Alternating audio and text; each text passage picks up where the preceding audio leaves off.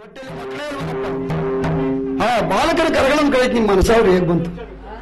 ಅಯ್ಯೋ ಪರಮಾತ್ಮ, ಏ ಶನೇಶ್ವರ, ಇದೂ ಸಹ ನಿನ್ನ ಮಾಯಾ ಜಾಲವೇ ಇರಲಿ. ಮಿಂಚಿ ಹೋದ ಕಾರ್ಯಕ್ಕೆ ಚಿಂತಿಸಿ ಫಲವಿಲ್ಲ. ಅಣ್ಣ, ನನ್ನ ಮಗ ಎಲ್ಲೋಗಿದ್ದಾನೆ, ಅದನ್ನಾದ್ರೂ ಹುಡುಕೊಡೋಣ. ಪಾಪ ಯಾವ ಶತ್ರುಘ್ನ ಮಹಾರಾಜ ಅಂತ ನಮ್ಮ ಕತ್ತಲೆಯಾದ್ರೂ ಕೌದಿದೆ. ಇರಮ್ಮ, ಒಳಗಡೆ ಹೋಗಿ ಏನಾದ್ರೂ ಬೆಳಕನ್ನು ಮಾಡ್ಕೊಂಬರ್ತೀನಿ, ತೋರಿಸ್ತೀನಿ ಅಂತ ಒಳಗಡೆ ಹೋಗಿ ಒಂದು ಪತ್ತನ್ನು ರೆಡಿ ಮಾಡಿ ಆ ಪತ್ತನ್ನು ಹಚ್ಕೊಂಡ್ರಂತೆ. ಆ ಪತ್ತಿನ ಬೆಳಕಿನಲ್ಲಿ ರಕ್ತ ಸೋರಿಸ್ಕೊಂಡು ಹೋಗ್ತಿತ್ತಲ್ಲ ಹುಡುಗ, ಹೇಳಿದಂತೆ, ಬಾರಮ್ಮ, ಈ ರಕ್ತದ ಕಲಗಳ ಮೇಲೆ ಹೋಗೋಣ ಹುಡುಕೊಂಡು ನಿನ್ನ ಮಗ ಸಿಗ್ತಾನೆ ಬಾತಾಗಿ. ಓತಾ ಓತಾ ಓತಾ ನೋಡ್ತಾರಂತೆ, ಒಂದು ಮುದುಕದ ಮರದ ಪದರಲ್ಲಿ ಮೂರ್ಛಿತನ ಬಿದ್ದೋಗ್ಬಿಟ್ಟಾನೆ. ಇವನು ಮುಂದೆಗಡೆ ಓದ್ತಿದ್ದ ನೋಡ್ಬಿಟ್ಟ. ಅದೋ ತಾಯಿ, ನಿನ್ನ ಮಗ ನೋಡ ಮುದ್ರದ ಮರ ಪದರಲ್ಲಿ ಮೂರ್ಛಿತನಾಗಿ ಬಿದ್ದವನೆ, ಹೋಗಮ್ಮ ನೋಡು. ಪಾಪ ಕರುಳು ಬಾಧೆ, ಹೋಗಿ ಹುಡುಗನ್ನ ಎತ್ಕೊಂಡು ತೊಡೆ ಮೇಲೆ ಹಾಕೊಂಡು ಅನೇಕ ವಿಧವಾಗಿ ಗೋಳಾಡ್ತಾ ಇದ್ದಾನೆ. ಆ ಕೋಪದಿಂದ ಈ ಯಾವ ಮಹಾನ್ ಭಾವನಾಗಿರ್ತಕ್ಕಂಥ ಸತ್ಯವ್ರತನು ಸಹ ಬೈದು ಬಿಡ್ತಾನೆ. ಬೈತಾ ಇದ್ದಂತಕ್ಕಂಥ ಸಮಯದಲ್ಲಿ ನೋಡಿ, ಪತಿವ್ರತ ಧರ್ಮ ಅಂದ್ರೆ ಹಿಂದೆ ಮಹಾನ್ ಭಾವ ಏನಂತ ಹೊರ ಕೊಟ್ಟೋಗಿದ್ರು, ನಿನ್ನ ಕಂಠದಲ್ಲಿ ಇರಿಸಕ್ಕಂಥ ಮಾಂಗಲ್ಯ ನಿನ್ನ ಪತಿಗಲ್ಲೇ ಅಂದರಿಗೆ ಕಾಣ್ಕೊಡುದು ಅಂತೇಳಿ ನಾನು ನಿನ್ಗೆ ಹೊರ ಕೊಡ್ತೀನಿ ತಾಯಿ ಅಂತೇಳಿ ಹೊರ ಕೊಟ್ಟಿದ್ದೀನಿ. ಅಂದಿನ ದಿವಸ ಆ ಸತೀಪತಿ ಹತ್ತಿರವಾದ್ರು. ತನ್ನ ಕೊಳದಲ್ಲಿರ್ತಕ್ಕಂಥ ಮಾಂಗಲ್ಯದ ಬೆಳಕಿಂದ ಘೋರಾರಣ್ಯಗಳ ಬೆಳಕಾಗೋಯ್ತಂತೆ. ಇವನು ನೋಡಿಬಿಟ್ಟ, ಈ ಅಮ್ಮ ಪುತ್ರನ ಶೋಕದಿಂದ ನೆರಳಾಡ್ತಾ ಇದ್ದಾಳೆ. ಏನಿದೆ ಆಶ್ಚರ್ಯ, ಇವಳ ಕಂಠದಲ್ಲಿ ಧರಿಸಿಕ್ಕಂಥ ಮಾಂಗಲ್ಯದ ಬೆಳಕಿಂದ ಈ ಘೋರಾರಣ್ಯವನ್ನು ಪ್ರಜ್ವಲಿಸ್ತಾ ಇದ್ದಲ್ಲ, ಈಕೆ ಯಾರಾಗಿರ್ಬೋದು? ಈಕೆ ಏನಾದರೂ ಅರಣ ಸತಿ ಪಾರ್ವತಿಯೋ, ಸೃಷ್ಟಿಕರ್ತನ ಸತಿ ಸರಸ್ವತಿಯೋ, ಅಥವಾ ಶ್ರೀಮನ್ ನಾರಾಯಣ ಸತಿ ಮಹಾಲಕ್ಷ್ಮಿಯೋ? ಈಕೆ ಯಾರಾಗಿರ್ಬೋದು? ಇರಲಿ, ವಿಚಾರಿಸಿ ನೋಡ್ಬೋಣ ಎಂಬುದಾಗಿ ಹತ್ತಿರ ಸಮೀಪಕ್ಕೆ ಹೋದಂತೆ. ಅಮ್ಮ, ನೀನು ನಿಜವನ್ನೇ ಹೇಳು, ಸತ್ಯವನ್ನು ಮಾತ್ರ ಹೇಳು. ಏನಣ್ಣ? ನೋಡಿ ಯಾವ ರೀತಿ ಕೇಳ್ತಾ ಇದ್ದಾನೆ ಅಂದ್ರೆ, ಅಮ್ಮ ನೀನೇನು ಅರಣ ಸತಿ ಪಾರ್ವತಿಯೋ, ಸೃಷ್ಟಿಕರ್ತನ ಸತಿ ಸರಸ್ವತಿಯೋ, ಅಥವಾ ಆ ಶ್ರೀಮನ್ ನಾರಾಯಣ ಸತಿ ಮಹಾಲಕ್ಷ್ಮಿಯೋ? ನಿಜವನ್ನು ಹೇಳು. ನಿನ್ನ ಕಂಠದಲ್ಲಿ ಧರಿಸಿಕ್ಕಂಥ ಮಾಂಗಲ್ಯದ ಬೆಳಕಿನಿಂದ ಈ ಘೋರಾರಣ್ಯವನ್ನು ಪ್ರಜ್ವಲಿಸ್ತಿರೋದು ನೀನು ಯಾರೆಂಬುದನ್ನು ನನ್ನ ಹತ್ರ ನಿಜವನ್ನು ಹೇಳು, ಸತ್ಯ ಹೇಳು ಎಂಬುದಾಗಿ ಕೇಳ್ತಾ ಇದ್ದೀನಿ. ಆಗ ಯಾವ ಚಂದ್ರಾಜಿ ದೇವಿಯಾದರೂ ಹೇಳ್ತಾ ಇದ್ದೇನೆ, ಅಯ್ಯೋ ನನ್ನ ಪತಿವ್ರತ ಧರ್ಮ ಇಲ್ಲಿಗೆ ಹೋಯಿತು, ನಿನ್ನ ಮಾಂಗಲ್ಯ ಪರಪ್ರಜರ ಕಂಡರೆ ನಿನ್ನ ಪತಿವ್ರತ ಧರ್ಮ ಹೋಯಿತು ಅಂತೇಳಿ ಅಂದಿನ ದಿವಸ ಬ್ರಾಹ್ಮಣೋತ್ತಮರು ಹೇಳಿದ್ರು. ಮನಸ್ಸಿನ ಗೋಚರ ಆಯ್ತು ನೋಡಿ. ಓಹೋ, ನಾನು ಮುತ್ತೈದ ಮೂಗುತಿಯನ್ನು ದಾನವಾಗಿ ಕೊಟ್ಟಾಗ ಆ ಓರ್ವ ಯಥೇಶ್ವರರು ನನಗೆ ವರವನ್ನು ಕೊಟ್ಟಿದ್ರು. ನಿನ್ನ ಮಾಂಗಲ್ಯ ನಿನ್ನ ಪತಿಕಲದ ಅನ್ನರಿಗೆ ಕಾಣಬಹುದು. ಈತನು ಯಾರಾಗಿರಬಹುದು? ಇರಲಿ, ಈತನನ್ನು ವಿಚಾರಿಸಿ ನೋಡ್ತೀನಿ ಎಂಬುದಾಗಿ ಬಂದು, ಅಯ್ಯ ನೀನು ಯಾರು? ನಿನ್ನ ಜನ್ಮ ವೃತ್ತಾಂತವನ್ನು ನನಗೆ ಹೇಳು ಎಂಬುದಾಗಿ ಕೇಳ್ತಾ ಇದ್ದಾಳೆ. ಯಾವ ಸತ್ಯವ್ರತ ಮಹಾರಾಜ ಹೇಳ್ತಾ ಇದ್ದೇನೆ, ಬೇಡಮ್ಮ, ನನ್ನ ವಿಚಾರವನ್ನು ಕೇಳಬೇಡ, ನನ್ನ ವಿಚಾರವನ್ನು ಕೇಳಿ ನೀನು ದುಃಖ ಪಡುವುದಲ್ಲದೆ ನನ್ನನ್ನು ದುಃಖಕ್ಕಿಡು ಮಾಡಬೇಡ. ನಾನು ಸ್ವಲ್ಪ ದುಃಖವನ್ನು ಮರೆತಿದ್ದೇನೆ, ನನ್ನ ವಿಚಾರ ಬೇಡ ಕಣಮ್ಮ, ನಿನ್ನ ಮಗನ ಕಾಪಾಡ್ಕೊಂಡು ಹೋಗಿ ನೀನು. ಇಲ್ಲ, ನೀ ಯಾರೆಂಬುದನ್ನು ನನಗೆ ಹೇಳಬೇಕು ಅಂತ ಆಟ ಹೇಳಿಬಿಡ್ತಾಳೆ. ಆಗ ಮನವನ್ನು ನೋಯಿಸಿಕೊಂಡು ಯಾವ ರೀತಿ ಹೇಳ್ತಾ ಇದ್ದೇನೆ ಅಂದ್ರೆ, ವರಕಳಿಂದ ರಾಜ್ಯದ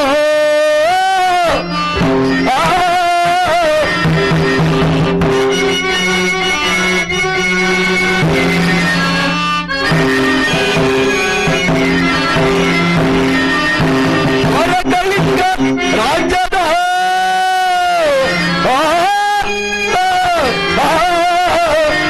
ರಾಜ ಸತ್ಯವ್ರತ ಮಗರಾಜನು ರಾಯೇ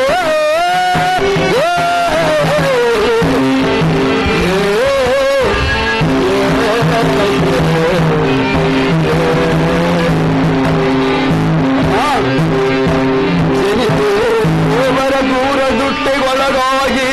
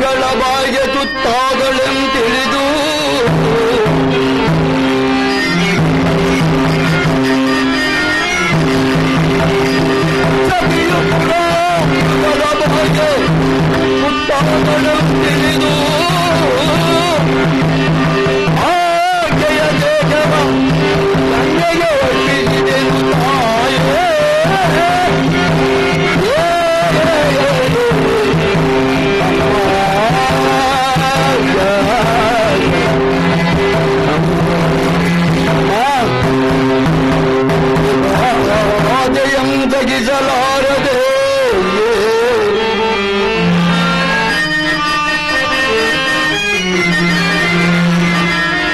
ಬುದ್ಧಿಬೋಧೆಯಂ ಸಗಿಸಲಾರದೆ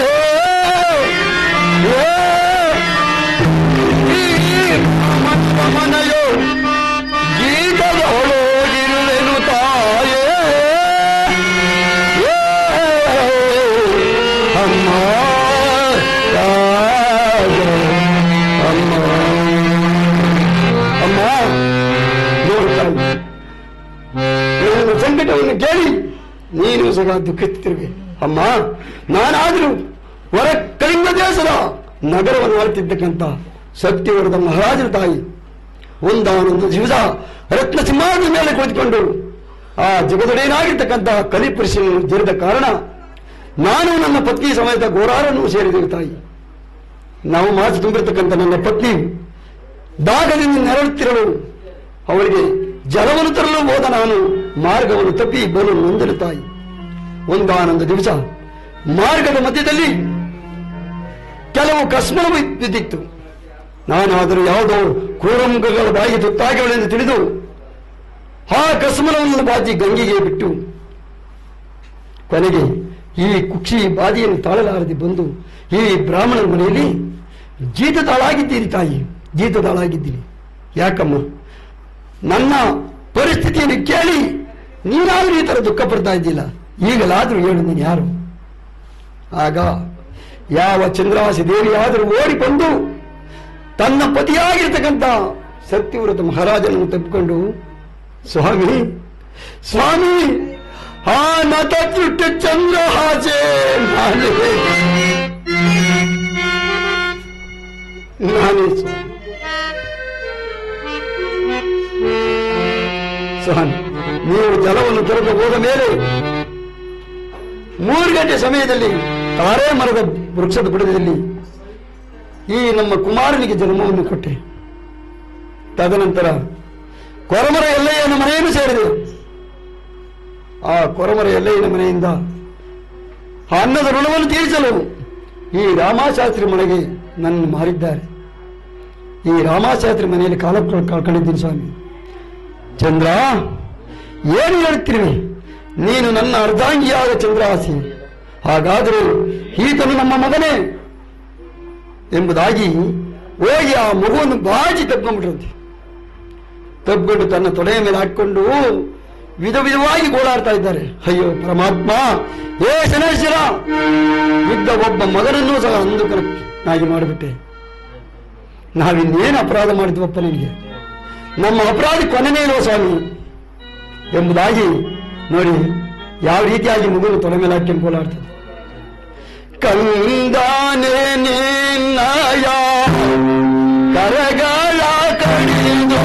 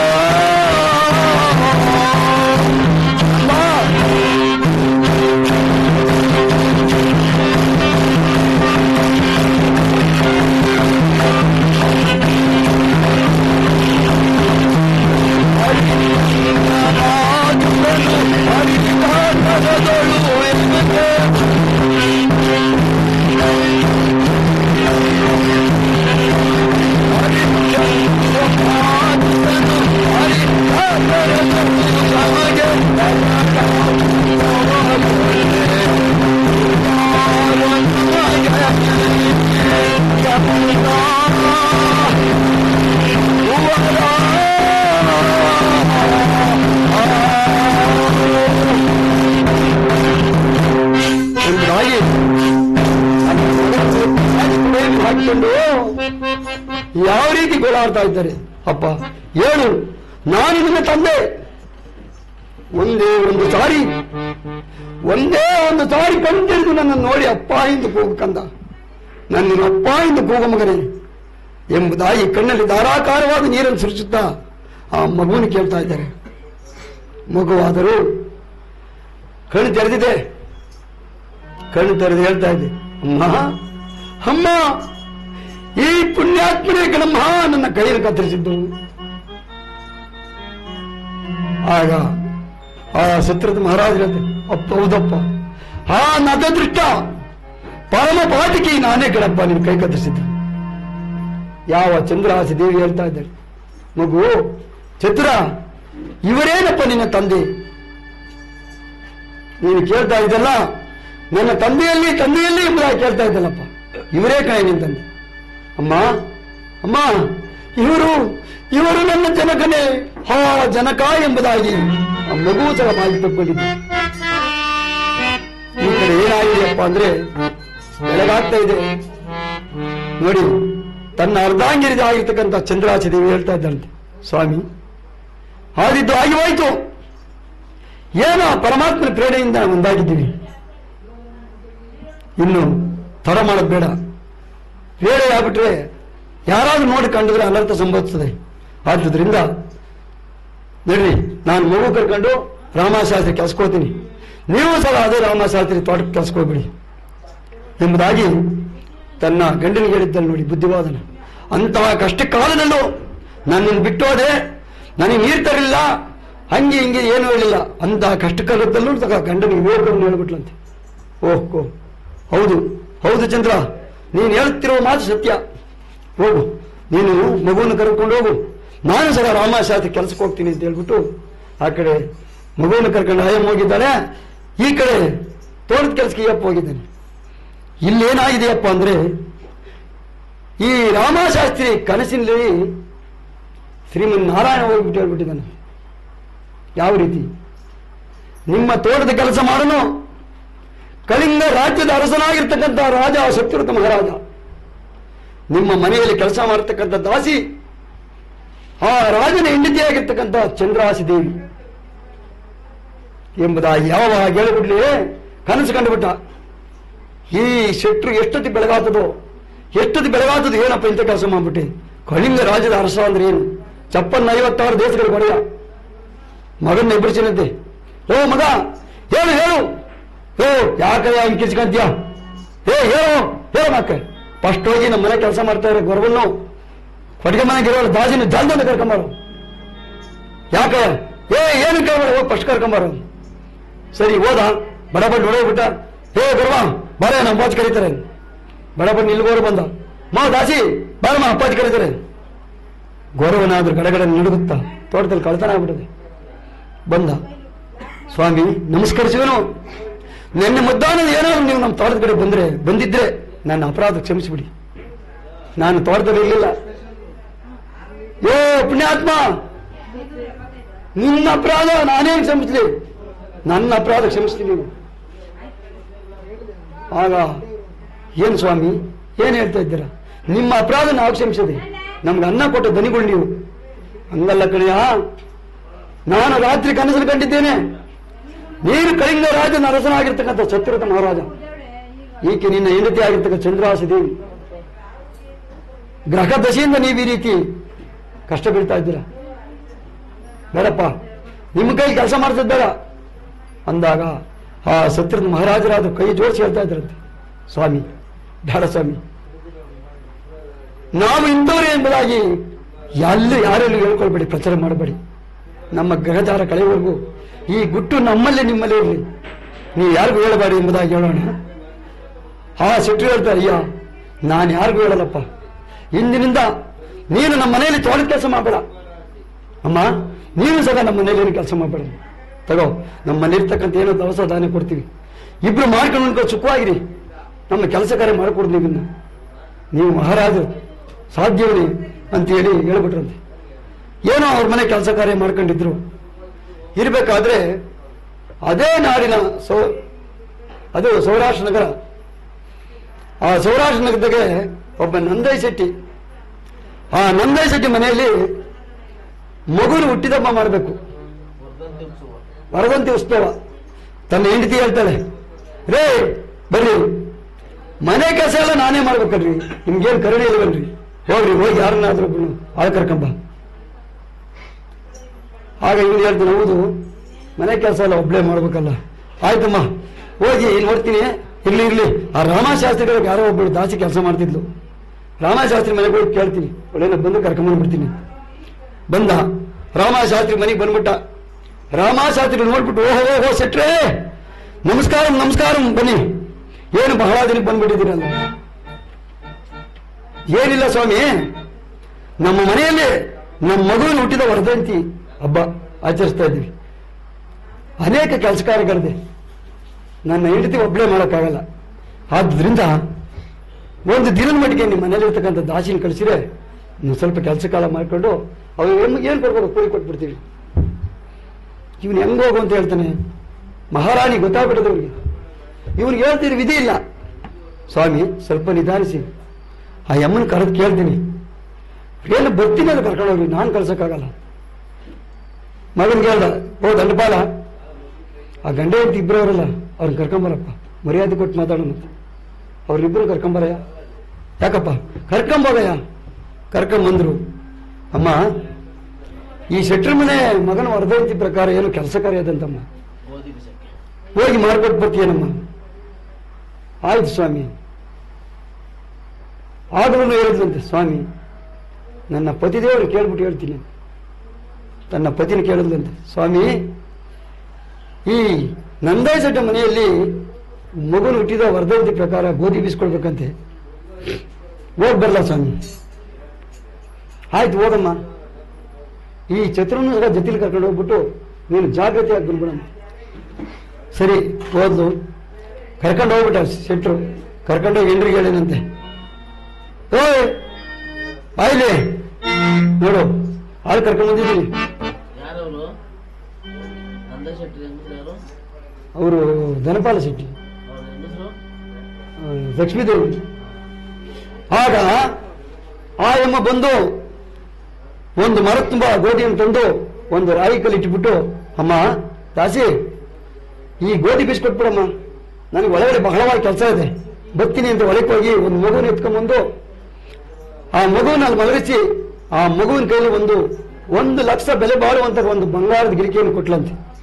ಇಟ್ಕೊಂಡು ನೋಡಮ್ಮ, ಮಗುವಿನ ಕೈಲಿ ಬಂಗಾರದ ಗಿರಿಕೆ ಇದು 1 ಲಕ್ಷ ಬೆಲೆ ಬಾಳ್ತದೆ.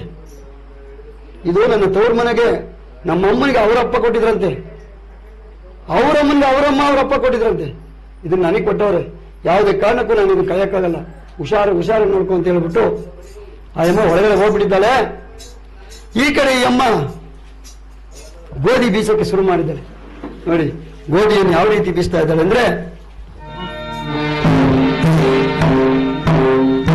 ರಾಗಿ ಬೀಸುವ ಕಲ್ಲೇ ಸಣ್ಣ ಮುತ್ತಿನ ಕಲ್ಲೇ, ಗೋಧಿ ಬೀಸುವ ಕಲ್ಲೇ ನನ್ನ ಕಲ್ಲೇ.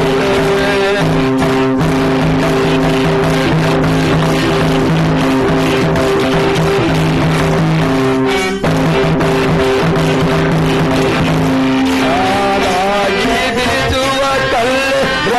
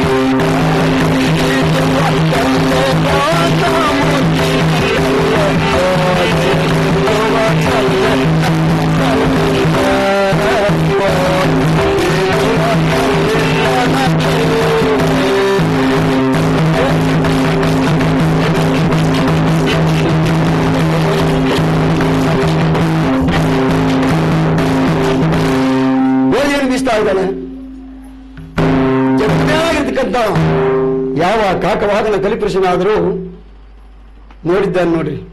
ಓಹೋ, ನಾನು ಏನೇ ಮಾಡಿದ್ರು ಇವ್ರಿಗೆ ಸತ್ಯಪ್ರಶ್ನೆ ಮಾಡಕ್ಕಾಗಲಿಲ್ಲ. 7.5 ವರ್ಷದಲ್ಲಿ ಇನ್ನ ಕೆಲವೇ ದಿನಗಳು ಮಾತ್ರ ಉಳಿದಿದೆ. ಏನ್ ಮಾಡ್ಲಿ? ಈಗ ಒಳ್ಳೆ ಸಮಯ ಒದಗಿದೆ. ಈ ಮಗುವಿನ ಕೈಲಿರ್ತಕ್ಕಂಥ ಬಂಗಾರದ ಗಿಲಿಕೆ ಏನಾದ್ರೂ ಮಾಡಿ ಮಾಯ ಮಾಡಬೇಕು ಎಂಬುದಾಗಿ ನೋಡ್ತಾರಂತೆ. ಗೋಡೆ ಮೇಲೆ ಬರ್ತಕ್ಕಂಥ ಚಿತ್ರದ ಅಂಚಿಗೆ ಜೀವ ಕೊಟ್ಬಿಟ್ರಂತೆ. ಆ ಚಿತ್ರದ ಅಂಚೆ ಆದ್ರೂ ಪಟಾಪಟ ರೆಕ್ಕೆಯನ್ನು ಹೋದ್ರತ್ತ ಈ ಮಗುವಿನ ಕೈನಲ್ಲಿ ಇರ್ತಕ್ಕಂಥ ಬಂಗಾರದ ಗಿಲಿಕೆಯನ್ನು ನುಂಗ್ಬಿಟ್ಟು ಮತ್ತೆ ಹೋಗಿ ಯಥಾಸ್ಥಿತಿ ಆ ಗೋಡೆ ಮೇಲೆ ಐಕ್ಯ ಆಗ್ಬಿಡ್ತಂತೆ.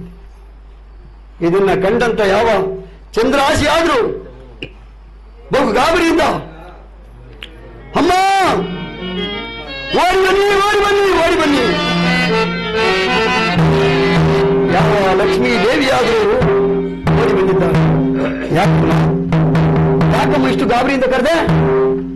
ಇಲ್ಲಿ ನೋಡಿ ತಾಯಿ, ಮಗುವಿನ ಕೈಲಿರ್ತಕ್ಕಂಥ ಗಿರಿಕೆಯನ್ನು ಆ ಗೋಡೆಯ ಮೇಲೆ ಬರೆದಿರ್ತಕ್ಕಂಥ ಅಂಶ ಪಕ್ಷಿ ಜೀವ ಸಹಿತ ಹಾರಿ ಬಂದು ಮಗುವಿನ ಕೈಲಿರ್ತಕ್ಕಂಥ ಗಿರಿಕೆ ನುಂಗಿ ಮತ್ತೆ ಹೋಗಿ ಅದೇ ಗೋಡೆ ಮೇಲೆ ಐಕ್ಯ ಆಗೋಯ್ತು ತಾಯಿ. ಇದನ್ನು ನನ್ನ ಕಣ್ಣಾರ ಕಂಡೆ. ಯಾರಾದ್ರೂ ನಂಬ್ತೀರಾ? ಯಾರು ನಂಬಲ್ಲ. ಆಗ ಏನಾಗಿದೆ, ಆ ಲಕ್ಷ್ಮೀದೇವಿ ಕೇಳ್ತಾಳೆ, ಅಮ್ಮ ಯಾರಿಗೆ ಹೇಳ್ತಾ ಇದೆಯಾ? ಬಂಗಾರ ಬರುತ್ತದೆ ಎಂಬ ದುರಾಸೆ ಕದ್ದಿಯನ್ನು ಮಾಡಿ ಆ ಗೋಡೆ ಮೇಲೆ ಬರ್ತಕ್ಕಂಥ ಚಿತ್ರ ನುಂಗೆ ಹೇಳ್ತೀಯಲ್ಲ, ಇದನ್ನ ಯಾರು ನಂಬೋ ಮಾತ? ಮರ್ಯಾದೆಯಿಂದ ಗಿಲ್ಕೆಯನ್ನು ಕೊಟ್ಬಿಡು. ಬಹಳ ವಿಧವಾಗಿ ಕೇಳ್ತಾರೆ.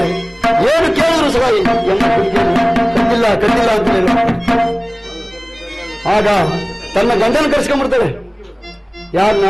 ನಂದೇ ಶೆಟ್ಟರನ್ನ. ಓ ಬರೀ ಇಲ್ಲಿ ಎಂತ ಮನೆಯಾಳ ಮಂಡೆ ಕರ್ಕೊಂಬಂದ್ರೆ ಮಗುವಿನ ಕೈ ಕೊಟ್ಟಿರ್ತಕ್ಕಂಥ ಬಂಗಾರದ ಗಿರಿಕಿನ ಗೋಡೆ ಮೇಲೆ ಬರತಕ್ಕಂಥ ಚಿತ್ರದಂಶ ನಿಂತು ಅಂತ ಹೇಳ್ತಾವಳಲ್ಲ. ಇದಕ್ಕೆ ಇದ್ರು ನನಗೆ ನಮ್ಮ ಅಮ್ಮ ಕೊಟ್ಟಿದ್ಲು, ನಮ್ಮ ಅಮ್ಮನಿಗೆ ಅವರನ್ನು ಕೊಟ್ಟಿದ್ಲು, ಅವರಮ್ಮನಿಗೆ ಅವರನ್ನು ಕೊಟ್ಟಿದ್ಲು. ತಲೆ ಅಂತ ಬಂದಿರೋದು ಇದು. ಇದನ್ನು ಕಳ್ಕೊಳಕ್ಕೆ ಇಷ್ಟಪಡಲ್ಲ. ಹೇಗಾದ್ರೂ ಮಾಡಿ ನಾನು ಗಿಲಿಕೆ ಕೊಡಿಸ್ಲೇಬೇಕು ಅಂತ ಆಟ ಆಡ್ಬಿಟ್ಲು. ಸ್ವಲ್ಪ ನಿಧಾನ ಮಾಡಿ. ಅಯ್ಯಮ್ಮ ಆ ಥರ ಕಾಣ್ತಾ ಇಲ್ಲ, ನಾನು ವಿಚಾರಿಸಿ ನೋಡ್ತೀನಿ, ನಿಧಾನ ಮಾಡಿ. ಹೋಗಿ ಅಮ್ಮ ದಾಸಿ, ನನ್ನ ಹೆಂಡತಿ ಹೇಳ್ತಾ ಇರೋದು ನಿಜ. ಏನ್ ನಮ್ಮ ಬಂಗಾರ ಎಂಬ ದುರಾಸಿಗೆಯನ್ನು ಕದ್ಕೊಂಡು ಕೊಟ್ಬಿಡಮ್ಮ, ನೀನು ಒಳ್ಳೆ ಜಾನಿ ಅಲ್ವಲ್ಲಮ್ಮ, ಕೊಟ್ಬಿಡಮ್ಮ. ಇಲ್ಲ ಸ್ವಾಮಿ, ನಾನು ಕದ್ದಿಲ್ಲ. ಓಹೋ, ಇವ್ರಿಗೆ ಹಿಂಗೆಲ್ಲ ಹೇಳಿದ್ರೆ ಆಗಲ್ಲ. ಆ ರಾಮಶಾಸ್ತ್ರಿ ಮನೆಗಳಲ್ಲಿ ಇವ್ರ ಗಂಡ ಅವನು ಎಳ್ಕೊಂಬರಂತ ಭಟ್ರಿಗೆ ಹೇಳ್ಬಿಟ್ಟಂತೆ ಅವನ ಸೇವಕರಿಗೆ. ಅವ್ರು ಹೋದ್ರು, ಈಗ ಕರ್ಕೊಂಬಂದ್ಬಿಟ್ರು. ಏನ್ ಸ್ವಾಮಿ? ಅಯ್ಯ ಏನೋ ಕೆಲಸ ಇಲ್ಲ ಅಂತ ಕೆಲಸ ಕೊಟ್ರೆ ನಮ್ಮ ಮಗುವಿನ ಕೈಲಿ ಇರ್ತಕ್ಕಂಥ 1 ಲಕ್ಷ ಬೆಲೆ ಬಾಳತಕ್ಕಂಥ ಬಂಗಾರದ ಗಿರಿಕೆಯನ್ನು ಕದ್ದು ಎಷ್ಟು ವಿಧವಾಗಿ ಕೇಳಿದ್ರು ನಾನು ಕದ್ದಿಲ್ಲ ಕದ್ದಿಲ್ಲ ಅಂತ ಹೇಳ್ತಾಳೆ.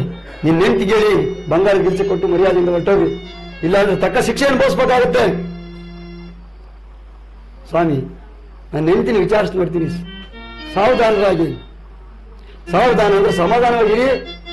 ಒಂದ್ಸಲಿ ವಿಚಾರಿಸಿ ನೋಡ್ತೀನಿ. ಅಮ್ಮ, ಬಂಗಾರ ಸಿಕ್ತು ಎಂಬ ಬಹುದಿನಗಳಿಂದ ಬಂಗಾರ ಇಲ್ಲ ನಮಗೆ. ಆ ಕಾರಣದಿಂದ ಏನಾದ್ರು ಸಿಕ್ತು ಅಂತ ಹೇಳಿ ದುರಾಸೆಯಿಂದ ಏನೋ ಬಚ್ಚಿಟ್ಕೊಂಡಿದ್ಯಾ, ಕೊಟ್ಬಿಡು, ಬೇಡ ನಮಗೆ. ಆಗ ಹೇಳ್ತಾ ಇದ್ದಾಳೆ, ಸ್ವಾಮಿ ನನ್ನನ್ನು ಇದೇನೋ ನೀವು ಅರ್ಥ ಮಾಡ್ಕೊಂಡಿರೋದು. ನಾನು ಯಾರು? ಸತ್ಯವ್ರತ ಮಹಾರಾಜನ ಧರ್ಮಪತ್ನಿ ಕಂಡ್ರಿ. ನಾನು ಕಳ್ತನ ಮಾಡ್ತೇನೆ ಸ್ವಾಮಿ ಎಂಬುದಾಗಿ ಹೇಳಲು ಯಾವ ಗೌರವನಾದ್ರೂ ಹೇಳ್ತಾ ಇದ್ದೀನಿ. ಸ್ವಾಮಿ, ನನ್ನ ಹೆಂಡತಿ ಕಳ್ತನ ಮಾಡೋಳಲ್ಲ, ಸುಳ್ಳನ್ನು ಹೇಳೋಳಲ್ಲ, ನೀವೇ ಪರೀಕ್ಷೆ ಮಾಡಿ. ಈ ನಂದೇ ಸೆಟ್ಟಿ ಕೋಪ ಬಂದ್ಬಿಡ್ತಂತೆ. ಕೋಪ ಮಾಡ್ಕೊಂಡು ಬಂದಿದ್ದ ಅವನು ಕೈ ಹಿಡಿದು ಗರಗರ ಗರಗರ ಅಂತ ತಿರ್ಗಿಸ್ಬಿಟ್ಟು,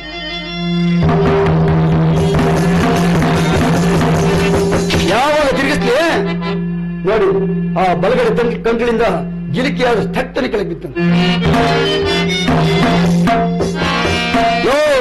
ಮದಾಂಧ ಕಳ್ಳ, ಎಂತ ಕಳ್ಳ ನನ್ನ ಮಕ್ಕಳು. ಪತ್ನಿ ಹೆಂಡತಿ ಗಿಲಿಕೆ ಕದ್ದು ಕೊಟ್ಕೊಂಡು ನೀನು ಅದನ್ನು ಮುಚ್ಚಿ ಮಾಡಿಕೊಂಡಿದ್ಯಾ? ಅಯೋಗ್ಯ. ಹಿಂಗೆ ಅವ್ರ ಭಾಷೆನಲ್ಲಿ ಏನೋ ಬೈದ್ಬಿಟ್ರು.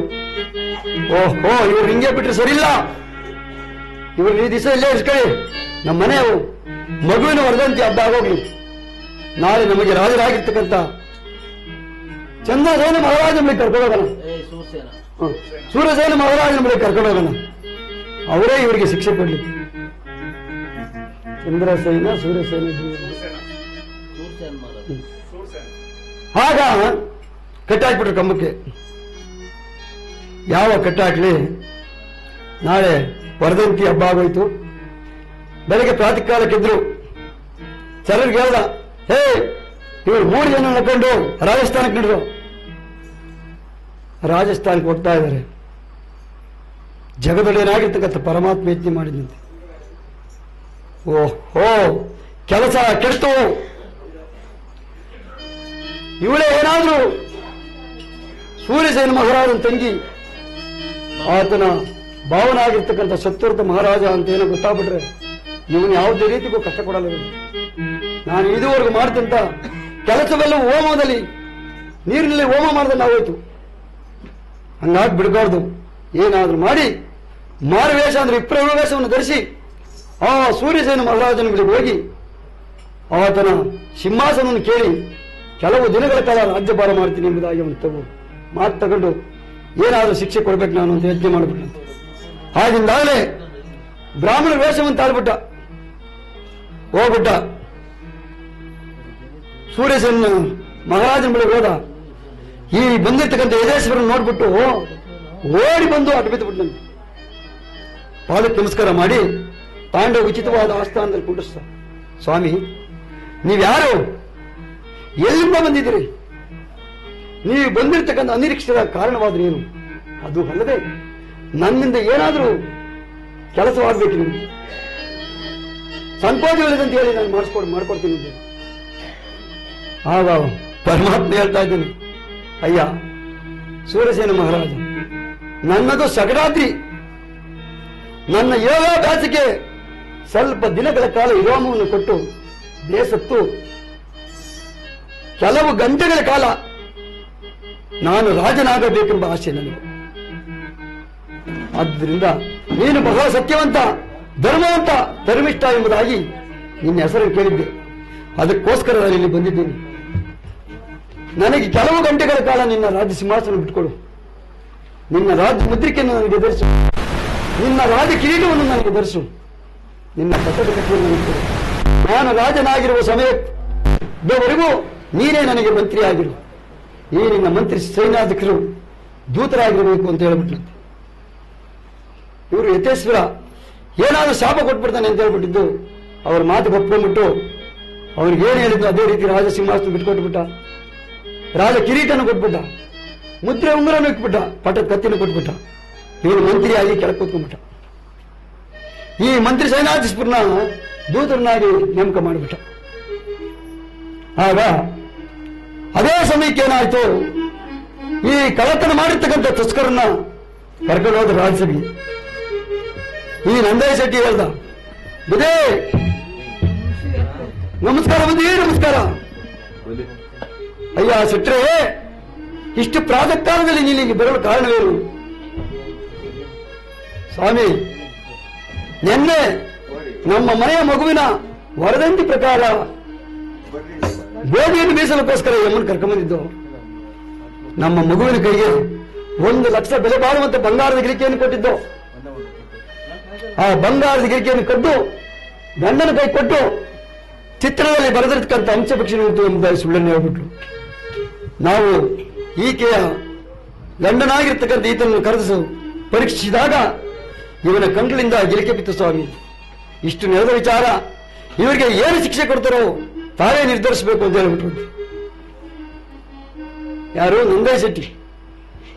ಆಗ ಜಗದೊಡೆಯಾಗಿರ್ತಕ್ಕಂಥ ಪರಮಾತ್ಮ ಯೋಚನೆ ಮಾಡಿರಂತೆ, ಓಹೋ ಇದೇ ನಮ್ಗೆ ಒಳ್ಳೆ ಸಮಯ, ಇಂತಹ ಸಮಯವನ್ನು ದುರುಪಯೋಗ ಮಾಡ್ಕೊಬಾರ್ದು, ಸದುಪಯೋಗ ಮಾಡ್ಕೋಬೇಕು ನಾನು ಅಂತ ಹೇಳ್ಬಿಟ್ಟು, ಏ ದಾಸಿ ಬಾಯಿಲ್ಲಿ, ಆ ದಿವಸ ನೀನಿದ್ದವರು ಒಬ್ಬಳೆ ತಾನೆ? ಹೌದು ಸ್ವಾಮಿ. ಮಗುವಿನ ಕೈ ಗಿರಿಕೆ ಕೊಟ್ಟಿದ್ದು ಸತ್ಯ ತಾನೆ? ಹ್ಞೂ ಸ್ವಾಮಿ. ಆ ಗಂಡ ಮೇಲೆ ಗಿರಿಕೆ ಏನಾಯ್ತು? ಗಿರಿಕೆಯನ್ನು ಕದ್ದು ನಿನ್ನ ಮಗನ ಕೈಲಿ ನಿನ್ನ ಗಂಡನ ಕೊಟ್ಟು ಕಳಿಸಿದ್ಯಾ? ಬಂಗಾರ ಸಿಕ್ಕಬೇಕೆಂಬ ದುರಾಸೆಯಿಂದ. ನಿಜವನ್ನು ಹೇಳು, ನಿಜವನ್ನೇ ನಿಮಗೆ ಶಿಕ್ಷೆ ಕಡಿಮೆ ಆಗ್ತದೆ, ಇಲ್ಲವಾದ್ರೆ ನೀವು ಅಮೋಘವಾದ ಶಿಕ್ಷೆಗೆ ಗುರಿ ಆಗ್ತೀರ. ಆ ಅಮ್ಮ ಹೇಳ್ತಾಳೆ, ಸ್ವಾಮಿ, ನಾವು ಪರಮೇಶ್ವರನ ಪಾದ ಸಾಕ್ಷಿಯಾಗಿ ನಾನು ಕಳ್ತನವನ್ನು ಮಾಡಿಲ್ಲ, ಗಿಲಿಕೆಯನ್ನು ನಾನು ಕದ್ದಿಲ್ಲ. ಗೋಡೆ ಮೇಲೆ ಬರೆದಿರ್ತಕ್ಕಂಥ ಹಂಸ ಪಕ್ಷಿ ಜೀವ ಸಮೇತ ಹಾರಿ ಬಂದು ಗಿರಿಕೆಯನ್ನು ನುಂಗಿ ಮತ್ತೆ ಗೋಡೆ ಮೇಲೆ ಐಕ್ಯವಾಯಿತು. ಇದು ನನ್ನ ಕಂಡಿದ್ದು ಸತ್ಯ. ಏ ದೇಶಿಕ, ಬಾಯಿಲಿ, ನೀನು ನಿಜವನ್ನೇ ಹೇಳ್ತಿದ್ದಾನೆ? ಹೌದು ಸ್ವಾಮಿ, ನಿಜವನ್ನೇ ಹೇಳ್ತೀನಿ, ಸತ್ಯವನ್ನೇ ಹೇಳ್ತಿದ್ದಾನೆ, ಸತ್ಯನೇ ಹೇಳ್ತೀನಿ ಸ್ವಾಮಿ. ಹಿಂಗಾದ್ರೆ ನಿನ್ನ ಹೆಂಡತಿ ಗಿರಿಕೆಯನ್ನು ಕದ್ದು ನಿನ್ನ ಮಗನ ಹತ್ರ ಕೊಟ್ಟು ನಿನ್ನ ಹತ್ರ ಕಳಿಸಿಲು, ನೀನು ಅದ್ರ ಮುಚ್ಚಿಟ್ಟಿದ್ದಾರೆ. ಇದೇ ತಾನೇ ಸತ್ಯ? ಈ ಸತ್ಯವನ್ನು ಒಪ್ಪುಕೋ, ಶಿಕ್ಷೆ ಕಡಿಮೆ ಮಾಡ್ತೀನಿ. ಸ್ವಾಮಿ, ನಾವು ಕನಸು ಮನಸ್ಸಿನಲ್ಲಿ ಸುಳ್ಳು ಹೇಳೋರಲ್ಲ, ಕಳ್ಳತನ ಮಾಡೋರಲ್ಲ. ನನ್ನ ಹೆಂಡತಿನೂ ಸರ್ ಅಷ್ಟೇ, ಅವರು ಅಷ್ಟು ಕಳ್ಳತನ ಮಾಡೋರಲ್ಲ, ಸುಳ್ಳು ಹೇಳೋಲ್ಲ. ಇದರ ಮೇಲೆ ತಮ್ಮ ಚಿತ್ತ ಸ್ವಾಮಿ ಅಂದ್ಬಿಟ್ರು. ಇದ್ರ ಮೇಲೆ ನೀವೇನು ಶಿಕ್ಷೆ ಕೊಡ್ತೀರೋ ಕೊಡಿ. ಆಗ ಬಿಟ್ಬಿಟ್ರಂತೆ. ಓ ಹುಡುಗ, ಬಾಯಿಲಿ, ನಿನಗೆ ಕರಗಳಿಲ್ಲ, ಬುದ್ಧಿ ಇದೆ, ಮಾತಾಡ್ತೀಯ, ಕಣ್ಣುಗಳು ಕಾಣ್ತವೆ. ನೋಡು, ನಿಮ್ಮ ತಾಯಿ ಗಿಲಿಕೆಯನ್ನು ಕದ್ದು ನನ್ನ ಕೈ ಕೊಟ್ಲು, ನಾನು ತಾನೇ ನಮ್ದು ಅಂದ ಕೈ ಕೊಟ್ಟೆ ಅಂತ ಹೇಳ್ಬಿಡು. ಈ ರಾಜ್ಯದಲ್ಲಿ ನಿನಗೆ ಅರ್ಧ ರಾಜ್ಯವನ್ನು ಬರ್ಸ್ಕೊಡ್ತೀನಿ, ಅರ್ಧ ರಾಜ್ಯ ಕೊಟ್ಬಿಡ್ತೀನಿ. ನಿಮ್ಮ ತಂದೆ ತಾಯಿ ಮೇಲೆ ಬಂದಿರತಕ್ಕಂಥ ಕಳ್ಳತನದ ಅಪರಾಧವನ್ನು ತಪ್ಪಿಸ್ತೀನಿ. ಹೇಳು ನಿಜನ? ಅದು ಹೇಳ್ತದ? ಯಾವ ಸತ್ಯದಿಂದ ಬಂದಿರತಕ್ಕಂಥ ಪೈರು ಹೇಳ್ತದ? ಅದು ಸರ್ ಅದೇ ಹೇಳ್ತಂತೆ. ಸ್ವಾಮಿ, ನಾವು ಕನಸು ಮನಸ್ಸಿನಲ್ಲಿ ಶಿವನ ಪಾದ ಸಾಕ್ಷಿಯಾಗಿ ಕಳ್ಳತನ ಮಾಡೋರಲ್ಲ, ನಾವು ನಮ್ಮ ತಂದೆ ತಾಯಿ ಸುಳ್ಳು ಹೇಳೋರಲ್ಲ, ನಾನು ಸಹ ಸುಳ್ಳು ಹೇಳೋನಲ್ಲ. ನಾವು ಗಿರಿಕೆಯನ್ನು ಕದ್ದೂ ಇಲ್ಲ, ನಮ್ಮ ತಂದೆ ಹತ್ರ ಕೊಡ್ಲೂ ಇಲ್ಲ. ನಡೆದಿರೋದಿಷ್ಟೇ ಸತ್ಯ, ನಮ್ಮ ತಾಯಿ ಹೇಳ್ತಾ ಇರೋದು ಸತ್ಯ. ಪರಮಾತ್ಮ ಯತ್ನ ಮಾಡಿ, ಓ ಇವರು 3 ಜನ ಒಂದೇ ಅಚ್ಚಿನ ಮೂರ್ತಿಗಳು, ಇವರಲ್ಲಿ ನಾನು ಬಾಯಿ ಬಿಡಿಸಕ್ಕಾಗತ್ತ? ಆಗಲ್ಲ. ಕೆಲವು ದಿನಗಳು ಮಾತ್ರ ಉಳಿದಿದೆ, ಹೇಗಾದ್ರೂ ಮಾಡಿ ಇವರು ಸತ್ಯ ಪ್ರಶ್ನೆ ಮಾಡಲೇಬೇಕು ಎಂಬುದಾಗಿ ಪರಮಾತ್ಮ ಹೇಳ್ಬಿಟ್ರಂತೆ ಮಂತ್ರಿಗೆ. ಮಂತ್ರಿ, ನಾವು ಎಷ್ಟು ವಿಧವಾಗಿ ಕೇಳಿದ್ರು ಇವರು ಒಪ್ಕೊಳ್ಳಲ್ಲ. ನೋಡು, ಅತಿ ವೇಗದಿಂದ ಸುಳ್ಳನ್ನು ಸೃಷ್ಟಿ ಮಾಡಿರ್ತಕ್ಕಂಥ ಈ ಮಾಯಾಂಗಿನ ನಾಯಿಗೆಯನ್ನು ಸೇರಿಸಿ ಇವನು ಗಂಗಳಿಂದ ಗಿಲಿಕೆ ಬಿದ್ದಿದ್ರು ಇಲ್ಲ ಎಂಬುದಾಗಿ ಇವನು ಒಪ್ಕೊಳ್ತಾ ಇಲ್ಲ, ಸುಳ್ಳನೆ ಹೇಳ್ತಾವನೆ. ಆದ್ರಿಂದ ಇವನು ಕಣ್ಣು ಕಾಣಬಾರ್ದು. ಇನ್ನು ನಮ್ಮ ದೇಶದಲ್ಲಿ ಯಾರು ಕಳ್ತನ ಮಾಡಿದ್ರೆ ಏನ್ ಶಿಕ್ಷೆ ಕೊಡ್ತಾರೆ ಅಂತ ಅರ್ಥ ಆಗ್ಬೇಕು. ಆದ್ರಿಂದ ಕೇಳಿಸಿ ಇವನ ನೇತೃತ್ವವನ್ನು. ಯಾವ ಮಂತ್ರಿ ಆದರೂ ನೋಡಿ, ಅಕ್ಕ ಭಾವ ಅನ್ನೋದು ಗೊತ್ತಿಲ್ಲ ಅವರಿಗೆ. ರಾಜರು ಹೇಳ್ದಂಗೆ ಯಾವ ಚಂದ್ರಹಾಸ ದೇವಿಗೆ ನಾಲ್ಗೆಯನ್ನು ಇಳಿಸ್ಬಿಟ್ರು. ಈ ಕಡೆ ಯಾವ ಗೌರವನಾಗಿರ್ತಕ್ಕಂಥ ಸತ್ರತ ಮಹಾರಾಜನ ನೇತ್ರಗಳನ್ನು ಕೀಳಿಸ್ಬಿಟ್ಟು ನಮ್ಮ ಗಡಿಯಿಂದ ಆಚೆ ತಳ್ಳಿಬಿಡಿ. ನೋಡಿ, ಆ ಸೌರಾಷ್ಟ್ರ ನಗರದ ಗಡಿ ಅಂದ್ರೆ ಆಚೆಗೆ ಕಳಿಂಗ ನಗರ, ಹೋಗಿ ಅಲ್ಲಿ ತಳ್ಳಿಬಿಟ್ಟು ಬಂದ್ಬಿಟ್ರು. ಆಗ ಮಹಾನ್ ಭಾವ ಹೇಳ್ತಾ ಇದ್ದಾನೆ, ಅಯ್ಯ ಸೂರ್ಯಸೇನ ಮಹಾರಾಜ, ನನಗೀಗ ಆನಂದವಾಯ್ತಪ್ಪ, ನನಗೆ ಸಂತೋಷವಾಯ್ತು, ಸಾಕು. ನಾನು ಕೆಲವು ಗಂಟೆಗಳ ಕಾಲ ಮಾತ್ರ ಹೇಳಿದ್ದು ನಿಮಗೆ, ತಗೋ ನಿನ್ನ ರಾಜಕೀಯ, ನಿನ್ನ ಸಿಂಹಾಸನ, ನಿನ್ನ ಪಟ್ಟದಗಟ್ಟಿ, ನಿನ್ನ ಮುದ್ದೆ ಒಂದರೆ ತಗೋ, ನಿನ್ನ ಸಿಂಹಾಸನವನ್ನೇರಿ ಸುಖ ಸಂತೋಷದಿಂದ ರಾಜ್ಯಭಾರವನ್ನು ಮಾಡು. ಇನ್ನು ನಾನು ಹೋಗ್ತೀನಪ್ಪ ನನ್ನ ಇದಕ್ಕೆ ಅಂತ ಹೇಳ್ಬಿಟ್ಟು ಪರಮಾತ್ಮ ಹೊರಟೋಗಿದ್ದಾರೆ. ಈ ಕಡೆ ನಾಲ್ಗೆಯನ್ನು ನೇತ್ರವನ್ನು ಕಳೆದುಕೊಂಡಂತ ಈ ನವದಂಪತಿಗಳಾದರೂ ಯಾವ ರೀತಿ ರೋದನೆ ಮಾಡ್ಕೊಂಡು ಹೋಗ್ತಾ ಇದ್ದಾರೆ ಅಂದ್ರೆ, ನ್ಯಾಯವೇ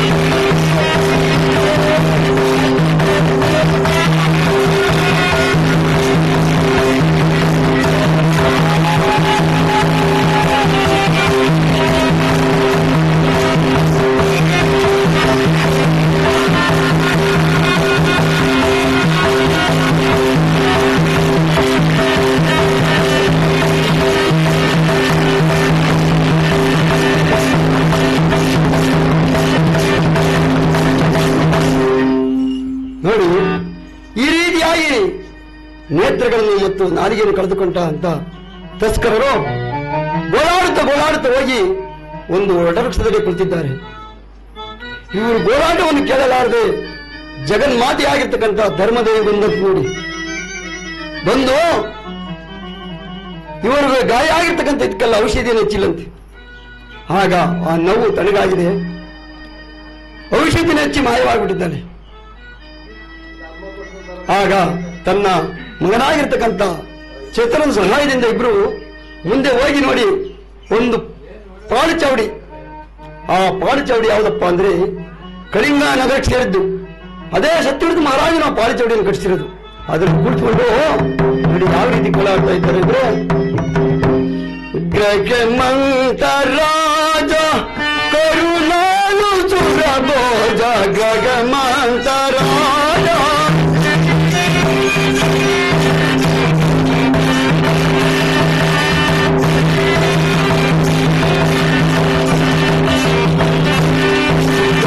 ಗಗಮಂತರಾಜ ಕರುಣಾಳು ಸುರಭೋಜ ಸೋದನೆಯೋ ಸೋದನೆಯೋ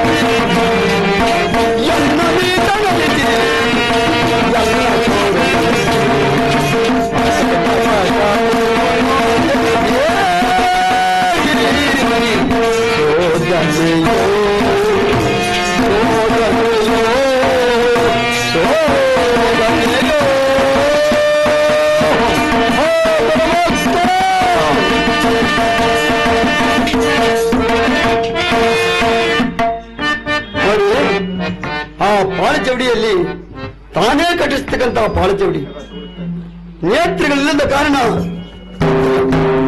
ಆ ಪಾಳಚವಡಿಯಲ್ಲಿ ಈ ರೀತಿ ದುಃಖ ಪಡ್ತಾ ಇದ್ದಾರೆ ನೋಡಿ. ಆ ಕಳಿಂಗ ನಗರದ ಒಬ್ಬ ನೀಲಕಂಠಾಚಾರ್ಯ ಅಂತಕ್ಕಂಥ ಅಕ್ಕ ಶಾಲೆಗರು ಕುಲುಮೆ ಕೆಲಸ ಮಾಡೋದು ಆ ಮಾರ್ಗವಾಗಿ ಬರ್ತಾ ಇರ್ತಾನೆ. ಆ ಮಾರ್ಗವಾಗಿ ಬರಬೇಕಾದ್ರೆ ಈ ಯೋಜನೆ ಮಾಡ್ತಕ್ಕಂಥ ನವದಂಪತಿಗಳನ್ನು ವಿಚಾರಿಸ್ತೇನೆ, ನೀವು ಯಾರು, ಎಲ್ಲಿಂದ ಬಂದಿದ್ದೀರಾ, ಎಲ್ಲಿಗೆ ಹೋಗ್ಬೇಕು, ಈ ರೀತಿ ದುಃಖ ಪಡ್ತಾ ಇದ್ರಲ್ಲ ಕಾರಣವಾದ್ರೆ ಏನು? ಸ್ವಾಮಿ ಏನೆಂಬುದಾಗಿ ಹೇಳೋಣ, ನಿರ್ಗತಿಕರಾದ ನಮ್ಮನ್ನು ಆ ಸೌರಾಷ್ಟ್ರ ನಾರಾಯಣ ಮಹಾರಾಜನು ಈ ರೀತಿ ನಮ್ಗೆ ಶಿಕ್ಷೆ ಕೊಟ್ಬಿಟ್ಟಿದ್ದಾನೆ ನೋಡಿ. ನನ್ನ ಹೆಂಡತಿಗೆ ನಾಲಿಗೆ ಕಟ್ ಮಾಡಿಬಿಟ್ಟವ್ರೆ, ನನಗೆ ನೇತ್ರಗಳನ್ನು ಕಿತ್ತವ್ರೆ. ಅದರ ಬಾಧೆಯನ್ನು ತಡೆಯಲಾರದೆ ನಾವೀ ರೀತಿ ಯೋಚನೆ ಮಾಡ್ತಾ ಇದ್ವಿ. ಅದು ಅಲ್ಲದೆ ಬಹು ಮಮತೆಯಿಂದ ಇಷ್ಟೊಂದು ನಮ್ಮ ಬಳಿಗೆ ಬಂದು ನಮ್ಮನ್ನು ವಿಚಾರಿಸ್ತಿದ್ಯಲ್ಲಪ್ಪ, ನೀನು ಯಾರು, ನಿನ್ನ ಹೆಸರೇನು, ನಿನ್ನ ನಾಮಾಂಕಿತವೇನು, ನಿನ್ನ ಕುಲ ಯಾವುದು, ನೀನು ಯಾವ ರೀತಿ ಎಲ್ಲ ಕೇಳ್ಬಿಟ್ರು ಅಂತ ನೋಡಿ. ಆಗ ಅವ್ರು ಹೇಳ್ತಾ ಇದ್ದಾರೆ, ಸ್ವಾಮಿ ನಾನೊಬ್ಬ ಕುಲಮೇಕಲದ ಆಚಾರಿ, ನನ್ನ ಹೆಸರು ನೀಲಕಂಠಾಚಾರಿ ಅಂತ. ನಾನು ಕಳಿಂಗ ರಾಜ್ಯದಲ್ಲಿ ವಾಸ ಮಾಡ್ಕೊಂಡಿದ್ದೇನೆ ನೋಡಿ. ನಮ್ಮ ರಾಜ ರಾಣಿಯರು ಸಿಂಧಿಯವರ ಪ್ರೇರಣೆಗೆ ಸಿಲುಕಿ ರಾತ್ರಿ ರಾಜ್ಯವನ್ನು ತೊರೆದು ಹೊರಟೋದ್ರಪ್ಪ. ಆಗ ಯಾರೋ ಒಬ್ಬ ಬರಬರ ದೇಶಕ್ಕೆ ಅಧಿಪತಿಯಾಗಿರ್ತಕ್ಕಂಥ ಆ ಬರಬರ ದೇಶದ ರಾಜ ದುಷ್ಟಕೇತು ಎಂಬತಕ್ಕಂಥ ರಾಜ ಬಂದು ನಮ್ಮ ರಾಜ್ಯದ ಮೇಲೆ ಮುತ್ತಿಗೆಯನ್ನು ಹಾಕಿ ನಮ್ಮ ರಾಜ್ಯವನ್ನು ವಶಪಡಿಸಿಕೊಂಡು ನಮ್ಮ ಮಂತ್ರಿ ಮಾರ್ಬಲ ಸೈನ್ಯವನ್ನೆಲ್ಲ ಸೆರೆಮನೆಗೆ ತಳ್ಳಿಬಿಟ್ಟಿದ್ದಾರೆ. ಅಂದಿನಿಂದ ರಾಜ್ಯವನ್ನು ಆಳ್ತಾ ಇದ್ದಾನೆ. ನಮ್ಮಂತ ನಿರ್ಗತಿಕರ ಬಡವರನ್ನು ಕಂಡುಬಿಟ್ರೆ ಸೂಳಕ್ಕೆ ಏರಿಸಿಬಿಡ್ತಾನೆ. ನೀವು ದಯಮಾಡಿ ಅಲ್ಲಿ ಹೋಗಬೇಡಿ ಎಂಬುದಾಗಿ ಹೇಳೋಣ. ಕಳಿಂಗಾದೇಶ ಎಂಬುದಾಗಿ ಕೇಳಿದ ತಕ್ಷಣ ಮಹಾರಾಜನಿಗೆ ಶಾಕ್ ಆಗೋಯ್ತಂತೆ. ಅಪ್ಪ, ನಾವೀಗ ಎಲ್ಲಿದ್ದೀವಪ್ಪ? ಸ್ವಾಮಿ ನೋಡಿ, ನೀವು ಕುಳಿತಿರ್ತಕ್ಕಂಥ ಜಾಗ ಹಿಂದೆ ಯಾರಾದ್ರೂ ಸಾಧು ಸತ್ಪುರುಷರು ಬಂದರೆ ವಿಶ್ರಾಂತಿ ತಗೊಳ್ಳಿರ್ತಕ್ಕಂಥ ಎಂದು ಕಟ್ಟಿಸ್ತಕ್ಕಂಥ ಮಂಟಪಗಳಿವು. ನಮ್ಮ ರಾಜ, ನಮ್ಮ ಕಳಿಂಗ ರಾಜ್ಯದ ಅರಸನಾಗಿರ್ತಕ್ಕಂಥ ಸತ್ಪುರುಷ ಮಹಾರಾಜ ಕಟ್ಟಿಸಿದ್ದವಂತಿದ್ದು. ನೋಡಿ, ಮುಂದೆಗಡೆ ಒಂದು ಕಲ್ಯಾಣಿ ಇದೆ, ಅದನ್ನು ಸಹ ಅವರೇ ಕಟ್ಟಿಸಿರೋದು. ನಾನು ರಾಜ್ಯವನ್ನು ಬಿಟ್ಟುಬಿಟ್ಟು ನೋಡಿ ಸೌರಾಷ್ಟ್ರ ನಗರದ ಕೊನೆ ಭಾಗದಲ್ಲಿ ಬಂದು ಏನೋ ಕುಲ್ಮೆ ಕೆಲಸ ಮಾಡ್ಕೊಂಡು ಜೀವನ ಮಾಡ್ತಾ ಇದ್ದೀನಿ ಸ್ವಾಮಿ ಎಂಬುದಾಗಿ ಹೇಳೋಣ. ಯಾವ ಸತ್ರದ ಮಹಾರಾಜರು ದುಃಖಪಟ್ಟರಂತೆ, ಅಯ್ಯೋ ನನ್ನ ಪ್ರಜೆಗಳು ಏನು ಕಷ್ಟಕ್ಕೆ ಸಿಲುಕಿರೋ, ಎಷ್ಟು ದುಃಖ ಪಡ್ತಾರೋ ಕಾಣಲ್ಲ. ನೋಡಿ, ಅವನಿಗೆ ಎಷ್ಟೇ ನೇತ್ರ ಕಳ್ಕೊಂಡ್ಲಿ, ಎಂಟಿಗೆ ನಾಲಿಗೆ ಕಳ್ಕೊಂಡ್ಲಿ, ರಾಜ್ಯಾದಿ ಸಕಲೇಶ್ವರವನ್ನು ಕಳ್ಕೊಂಡ್ರು ತನ್ನ ಪ್ರಜೆಗಳ ಮೇಲೆ ಅಮೋಘ ಎಷ್ಟು ಕಷ್ಟ ಕೊಟ್ಬಿಟ್ಟು ನಾವು ಪ್ರಜೆಗಳು ನವಿಸಿಗೆ ಹಾಕಿಬಿಟ್ಟವ್ರೆ. ಹಾಗೆ ಈ ಯಾವ ನೀಲಕಂಠಾಚಾರ್ಯ ಹೇಳ್ತಾ ಇದ್ದೀನಂತೆ, ಸ್ವಾಮಿ ನಿಮ್ಮನ್ನು ನೋಡಿದ್ರೆ ನನಗೆ ಬಹಳ ಮುರ್ಕುಂಟಾಗ್ತಾ ಇದೆ. ನಮ್ಮ ಮನೆಗೆ ಬನ್ನಿ, ನಿಮ್ಮನ್ನ ಚೆನ್ನಾಗಿ ಸಾಕಿ ಉಪಚರಿಸ್ತೀನಿ ನಾನು ಯೋಚನೆ ಮಾಡಿರಂತೆ. ಅಪ್ಪ, ನೀನು ಹೇಳುತ್ತಿರುವುದೇನು ನಿಜ, ಆದರೆ ಅಂದ್ರೆ ಏನು ಸ್ವಾಮಿ? ನನಗೆ ನೇತ್ರಗಳಿಲ್ಲ, ನನ್ನ ಹೆಂಡತಿಗೆ ನಾಲಿಗೆ ಇಲ್ಲ, ನನ್ನ ಕುಮಾರನಿಗೆ ಕರಗಳಿಲ್ಲ. ಹೀಗಿರುವಾಗ ನಿಮ್ಮ ಮನೆಯಲ್ಲಿ ಬಂದು ನಾವು ಬಿಟ್ಟಿ ಊಟ ತಿನ್ನಕ್ಕೆ ನನಗೆ ಇಷ್ಟ ಇಲ್ಲ ಕಣಪ್ಪ. ನನ್ನ ಮನಸ್ಸು ಒಪ್ತಾ ಇಲ್ಲ. ಸ್ವಾಮಿ ಯಾಕಾಗಿ ಹೇಳ್ತೀರಾ? ನಿನ್ನ ಹೆಂಡತಿಗೆ ನಾಲಿಗೆ ಇಲ್ಲ, ಕಣ್ಣುಗಳು ಕಾಣ್ತಾವೆ. ನನ್ನ ಮನೆ ಕುಲ್ಮೆ ಕೆಲಸ ಮಾಡಲಿ, ಕುಲ್ಮೆ ಜತ್ಲಿ. ನಿಮಗೆ ಕಣ್ಣುಗಳಿಲ್ಲ, ಕೈ ಕಾಲುಗಳು ಚೆನ್ನಾಗಿವೆ, ಕೂತ್ಕೊಂಡು ಇದೇನು ಓದ್ತಿ. ಬೃಂದಾರ ಶೋಭಿತರಾದ ಶನಿ ಮಹಾದೇವರೇ, ಇನ್ನು ಮುಂದೆ ಪಾಮರನಾಯದಂತೆ ನಾನು ಮಾಡಿದ ಅಪರಾಧಗಳನ್ನು ಮನ್ನಿಸಿ ಕಾಪಾಡು ತಂದೆ. ನನ್ನ ಹೆಂಡತಿಯ ನಾಲಿಗೆಯನ್ನು ಛೇದಿಸಿದೆ, ನನ್ನ ಕಣ್ಣುಗಳನ್ನು ಛೇದಿಸಿದೆ, ನನ್ನ ಮಗನ ಕರಗಳನ್ನು ಛೇದಿಸಿದೆ. ಇನ್ನೂ ನಿನಗೆ ತೃಪ್ತಿ ಬಾರದೆ ತಂದೆ. ಹೇ ಭಾಸ್ಕರ ತನಯ, ಇನ್ನಾದರೂ ನಮಗೆ ದರ್ಶನವನ್ನು ಕೊಟ್ಟು ನೀನು ಧನ್ಯನಾಗು ತಂದೆ. ಹೇ ಪರಮಾತ್ಮ ಶನಿದೇವ. ನೋಡಿ, ಆ ನೀಲಕಂಠಾಚಾರ್ಯ ಮನೆಗೆ ಬಂದಿದ್ದಾರೆ. ಈತ ಕುಲ್ಮೆಕ್ಕೆ ತಿಳಿ ಓದ್ತಾ ಇದ್ದಾನೆ, ಹೆಂಡತಿ ಕಬ್ಣ ಚೆತ್ತಾ ಇದೆ. ಆ ಮಗು ಅಲ್ಲಿರ್ತಕ್ಕಂಥ ದನ ಕರು ಬೆಳೆಸ್ಕೊಂಡಿದೆ. ಹಿಂಗೆ ಕೆಲವು ದಿನಗಳು ಕಳೀತಾ ಇರಬೇಕಾದ್ರೆ ಯಾವ ಸತ್ರದ ಮಹಾರಾಜ್ ಕೇಳ್ತಾ ಇದ್ದಾರೆ, ಅಯ್ಯ ನೀಲಕಂಠಾಚಾರಿ, ಅಪ್ಪ ನಾಳೆ ಶ್ರಾವಣ ಶನಿವಾರ, ನನಗೆ ಬಹುದಿನಗಳಿಂದಲೂ ಆ ಪರಮಾತ್ಮನ ನಾಮವನ್ನು ಕೇಳಬೇಕು ಅನ್ನೋದು ಬಹಳ ಇಷ್ಟ ಕಣಯ್ಯ. ಯಾರಾದ್ರೂ ಹತ್ರದಲ್ಲಿದ್ರೆ, ಕಥೆಯನ್ನು ಹೇಳುವಂತ ಯಾರಾದ್ರೂ ಇದ್ರೆ ಕರ್ಕೊಂಬಾರಪ್ಪ, ಕಥೆಯನ್ನು ಕೇಳಬೇಕು. ನೀನು ಅದಕ್ಕೆ ಯಾವ ಪೂಜಾ ಸಾಮಗ್ರಿಗಳನ್ನು ಸಿದ್ಧಪಡಿಸು, ನಾವೆಲ್ಲರೂ ಸೇರಿ ಭಗವಂತನ ಧ್ಯಾನ ಮಾಡೋಣ. ನೋಡಿ ಸ್ವಾಮಿ, ಇದಕ್ಕಿಂತ ಇನ್ನೇನು ಬೇಕು ಎಂಬುದಾಗಿ ಪೂಜಾ ಸಾಮಗ್ರಿಗಳನ್ನು ಒದಗಿಸಿಕೊಟ್ಟಿದ್ದಾರೆ. ಈ ಕಡೆ ಮಾಂಧಾತ ಚಕ್ರವರ್ತಿಯ ಚರಿತ್ರೆಯನ್ನು ಕೇಳ್ತಾ ಇದ್ದಾರೆ. ಚರಿತ್ರೆಯನ್ನು ಕೇಳಿದ್ದಾರೆ. ಆ ದಿವಸ ಆ ಭಗವಂತನ ಸ್ಮರಣೆಯನ್ನು ಯಾವ ರೀತಿ ಮಾಡ್ತಾ ಇದ್ದಾರೆ ಅಂದ್ರೆ, ರವಿ ಸುತ ಶನಿ ದೇವ ಮುನಿಗನ ಮೂಲಕರ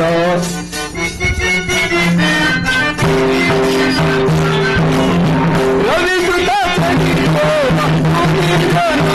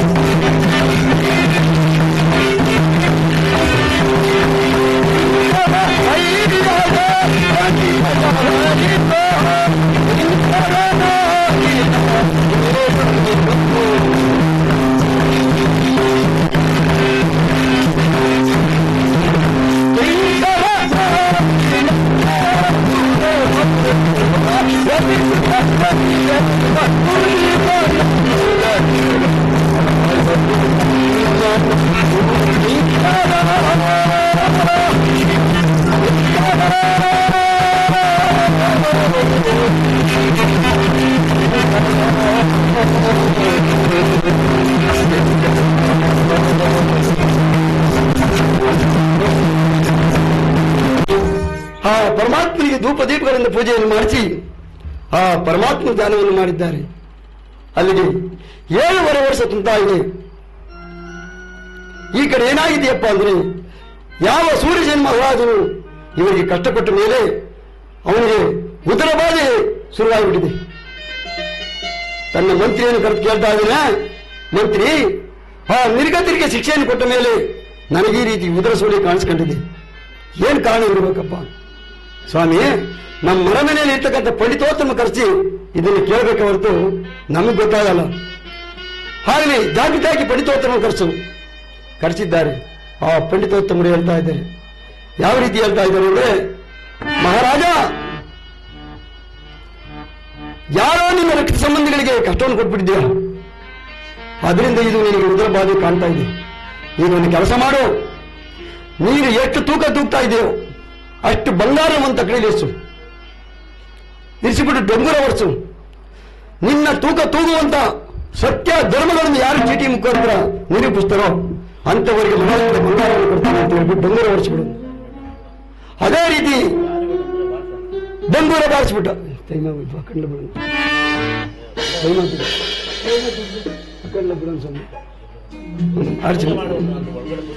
ಮಾಡಿ ಮಾಡೋಣ ಪೂಜೆ.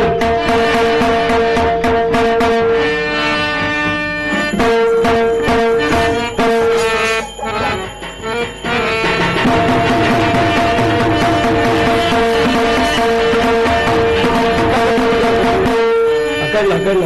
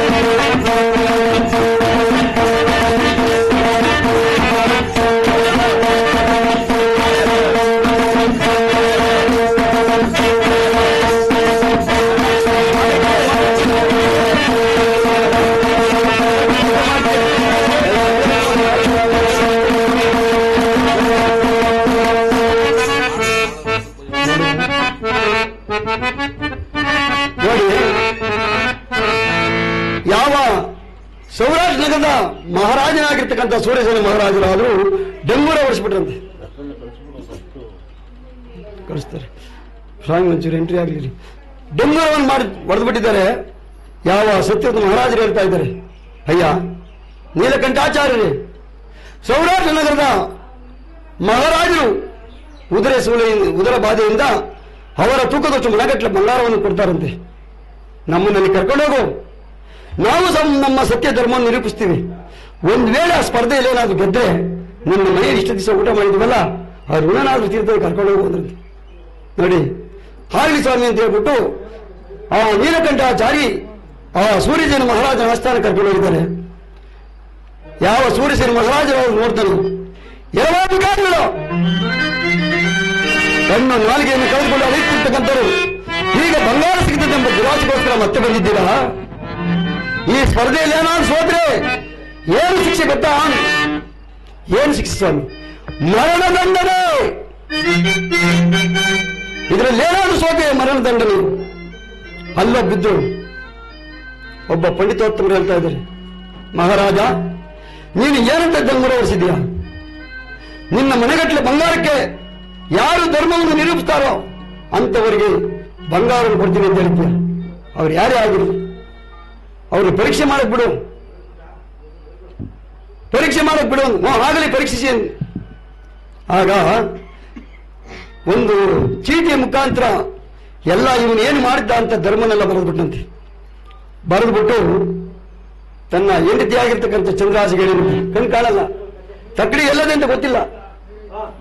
ಪ್ರಾಣೇಶ್ವರಿ, ಚಂದ್ರಾಸೆ, ನನ್ನನ್ನು ಕರೆದುಕೊಂಡು ಹೋಗಿ ನೋಡು ಆ ತಕ್ಕಡಿಯ ಬಳಿಗೆ ಬಿಡು. ನಿಧಾನ ನಿಧಾನ.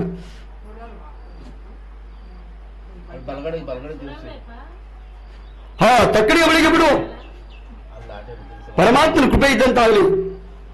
ಆಗ ಆ ಅಮ್ಮ ಕರೆದುಕೊಂಡು ಹೋಗಿ ತುಂಬದ ಚೀಟಿಯನ್ನು ತಕ್ಕಡಿ ಹಾಕ್ಲೋ.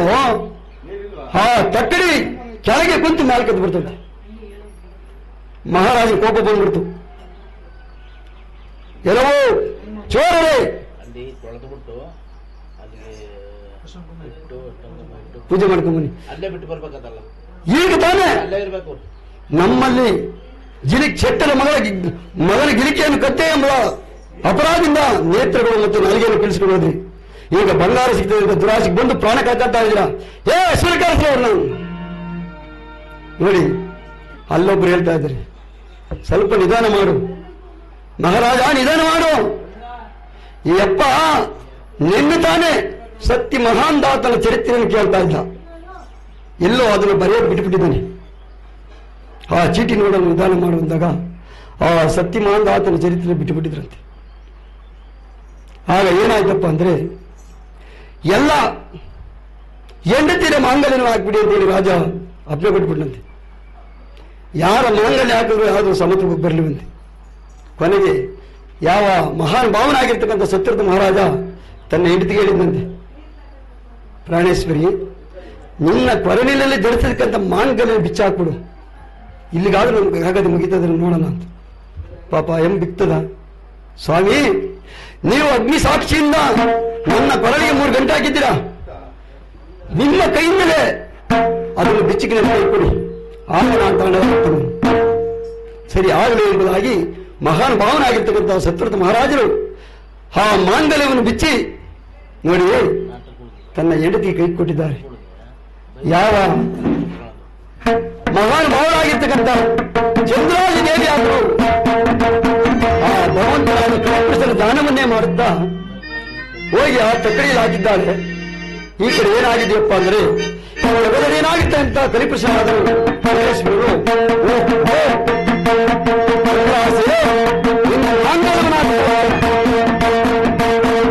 ನನ್ನ ಚಮತ್ಕಾರವನ್ನು ಎಂಬುದಾಗಿ ಆ ಕಾಳಿ ಮನೆಗಟ್ಟಲೆ ಬಂಗಾರ ಹಾಕಿದ್ರಲ್ಲ, ಅದ್ರ ಮೇಲೆ ಬಂದು ನಿಂತು ಜಗ್ಗಿಸಿ ತಂದ್ಬಿಟ್ಟಂತೆ. ಏನು ಜಗ್ಸಿರೋ ಪತೂರತೆ ಮಾಂಗಲ್ಯ ಮುಂದೆ ಏನು ನೋಡಲಿಲ್ಲ, ಯೋಚನೆ ಮಾಡಿಬಿಟ್ಟಂತೆ. ಸ್ವಾಮಿ, ಓಹೋ, ಇಲ್ಲಿಗೆ 7 ವರ್ಷ ತುಂಬಾಯ್ತು, ನಾನೇನಾದ್ರೂ ಇವರಿಗೆ ಮುಂದೆ ಹಿಂಗೆ ಕಷ್ಟ ಕೊಟ್ಟಿದ್ದೆ, ಏನಾದ್ರೂ ಎಲ್ಲ ಗೊತ್ತಾಗ್ಬಿಟ್ರೆ ಈಕೆ ಪತುರದೆ ಧರ್ಮದಿಂದ ಏನು ಶಾಪ ಮಾಡಿಬಿಟ್ರೆ ಶಾಪಕ್ಷಕ್ಕೆ ಹಾಕಿಬಿಡ್ತೀನಿ. ಈಗ ನಾನೇನು ಮಾಡೋಕ್ಕಲ್ಲ, ನಾನೇನಾದ್ರೂ ಮಾಡಿ ಕೊಟ್ಬಿಟ್ಟು ಇವ್ರು ಹೊರ ಕೊಟ್ಬಿಟ್ಟು ಎಂಬುದಾಗಿ ಆ ತಕ್ಕಡಿ ಮೇಲೆ ಪ್ರತ್ಯಕ್ಷವಾಗಿಬಿಟ್ಟಿದ್ದಾರೆ.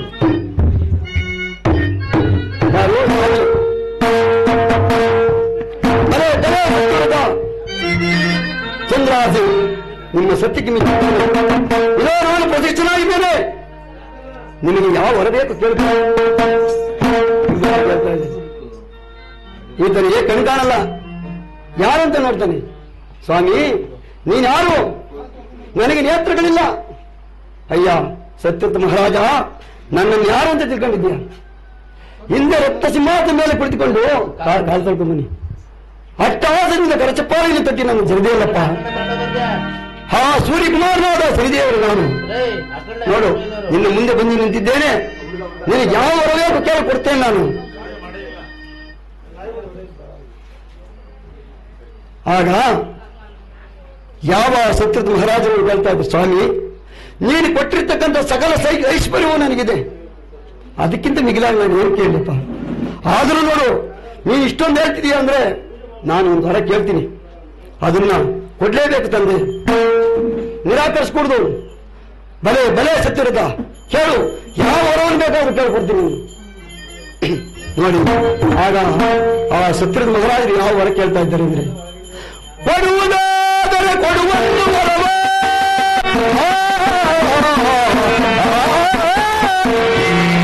ಮುನ್ನಯಾರಿಗೂ ಕೊಡದಿರು ಇಂದ ಕಟ್ಟವ,